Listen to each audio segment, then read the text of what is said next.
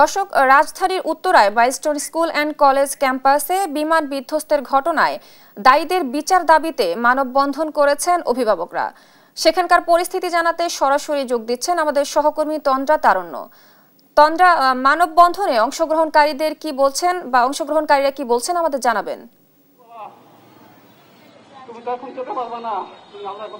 স্নিগ্ধা, সুষ্ঠু তদন্ত বিচার এবং সারা দেশে শিক্ষা ব্যবস্থায় কোচিং যে ব্যবসা যেটি তারা বলছেন এটি বন্ধ সহ আরো 8টি দাবি নিয়ে কিন্তু আজকে এখানে মাইলস্টোন ট্র্যাজেডির যে আহত এবং নিহত যারা হয়েছেন তাদের পরিবারের সদস্যরা আছেন তারা কিন্তু এখানে এসেছেন এবং তারা আজকে এখানে মানববন্ধন কর্মসূচি তারা পালন করছেন। তারা যেটি বলছেন যে সুষ্ঠু তদন্ত তারা চান এবং বিচার তারা চাচ্ছেন এবং তারা বলছেন যে যারা নিহত হয়েছেন তাদের এখনো কিন্তু তারা যেটি বলছেন যে যারা নিহত হয়েছেন তাদের আসলে লাশের যে সংখ্যা সেটি আসলে সুষ্ঠুভাবে তদন্ত করে সেটি যেন প্রকাশ করা হয় সেটিও তারা বলছেন।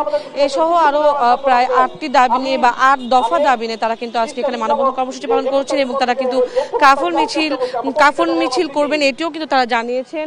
এবং এখন পর্যন্ত যদি আমি বলি যে এখানে যারা নিহত হয়েছিলেন তাদের পরিবারের প্রত্যেকটি সদস্য তারা এখানে এসেছেন এবং সকাল থেকে আমরা দেখেছি যে এখানে শুধু তারাই নয় তাদের আহত এবং নিহতদের পরিবার সহ এখানে কিন্তু মাইলস্টোন স্কুল কলেজের যে শিক্ষার্থী যারা ছিলেন তারাও কিন্তু অনেকে এখানে আছেন এবং তারা এখানে একত্রিত হয়ে দাঁড়িয়েছেন এবং তাদের যে 8 দফা দাবি আছে সেটি তারা যেটি বলছেন যে তাদের যে দাবিগুলো আছে সেই দাবি যদি না মানা হয় ততক্ষণ পর্যন্ত তারা কিন্তু এখানে তাদের এই মানববন্ধন বা তাদের এই কর্মসূচি তারা চালিয়ে যাবেন এমনটা কিন্তু তারা বলছিলেন। এবং তাদের যে কাফন মিছিল যেটি হওয়ার কথা সেটি তারা এখনো করেনি, তবে বলছেন যে বেলা 12টার দিকে ঠিক নাগাদ তারা বলছেন যে আসলে তারা সেই কাফন মিছিলটিও এখানে করবেন। এখনকার কথা যদি আমি বলি এখানে যারা আছেন নিহত পরিবারে যারা রয়েছেন যে শিক্ষার্থীরা নিহত হয়েছিলেন তাদের পরিবার যারা আছেন তারা সবাই কিন্তু আসলে এখানে কাফনের কাপড় মাথায় বেঁধে তারা কিন্তু সাদা একটি কাপড় তারা মাথায় বেঁধে সেটাকে কাফনের কাপড় প্রতীকী অর্থে তারা মাথায় বেঁধে তারা কিন্তু এখানে আজকে দাঁড়িয়েছেন এবং মানববন্ধন কর্মসূচি পালন করছেন। আমরা একটু চেষ্টা করব এক দুজনের সাথে একটু কথা বলার এবং জানতে চাইবো যে আসলে তাদের যে দাবিগুলো কি। কথা বলি যে আপনার বাচ্চা সন্তানের নাম কি? আমার নাতি নাইমান। আমার আইমানের মতন এমন কারো যে পুরান না চাই, আমরা এটাই চাই। আমার আইমান আমার ফোন করে কয় আমার দাদু আমি অ্যাক্সিডেন্ট করছি,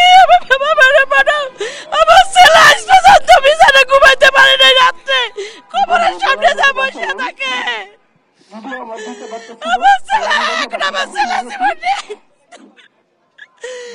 আমার ছেলে প্রত্যেক জায়গায় কবরের সামনে বৃষ্টি নামলে মেয়ের কাছে বসে থাকে। এই বাচ্চাগুলো কিভাবে স্কুলে যায় আর এই গার্জিয়ানগুলো কিভাবে যাইতেছে? আমাদের নাতি আমাদের যারা গেছে তাদের মতো আমাদের চাই ওদের যে কোনো ক্ষতি না হয়, আমাদের বাচ্চাদের মতো ওদের যে কোনো ক্ষতি না হয়। আমার আইবান আমার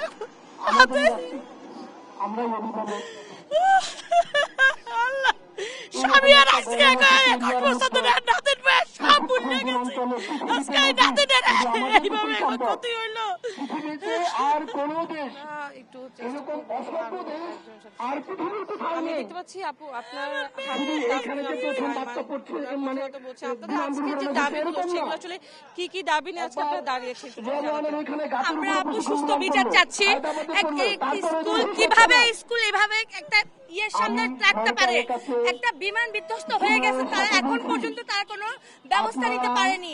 তার ক্লাস শুরু করে দিয়েছে। আপনারা বুঝতে পারেন আমাদের আইমান গিয়েছে, আমাদের আফিয়া গিয়েছে, আমাদের কত মানুষ গিয়েছে, আরো তো বাচ্চা এখানে জীবন ঝুঁকি আছে। তারা কিভাবে বাচ্চাদেরকে ঢুকাচ্ছে?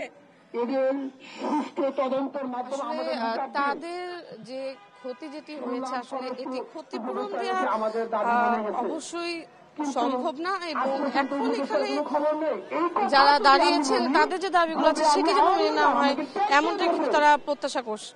স্নিগ্ধা, মাইলস্টোন স্কুল অ্যান্ড কলেজের সামনে থেকে এই ছিল আমার কাছে সর্বশেষ।